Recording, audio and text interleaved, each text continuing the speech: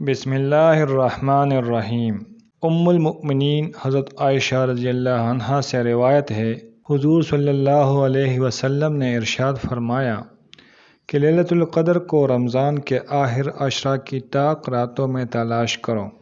اس لیے مسلمانوں کو چاہیے کہ وہ رمضان المبارک کے پورے مہینے میں راتوں کو عبادت کی کوشش کرے۔ شب قدر کے اعمال کے بارے میں حضرت عائشہ رضی اللہ عنہا نے حضور صلی اللہ علیہ وسلم سے پوچھا کہ یا رسول اللہ، اگر مجھے شب قدر کا پتہ چل جائے تو کیا دعا مانگوں؟ حضور صلی اللہ علیہ وآلہ وسلم نے فرمایا، کہو اللہم انک عفو تحب العفو فاعف عنی۔ اے اللہ، تو بے شک معاف کرنے والا ہے اور پسند کرتا ہے معاف کرنے کو، بس معاف فرما دے مجھے بھی۔ یہ نہایت جامع دعا ہے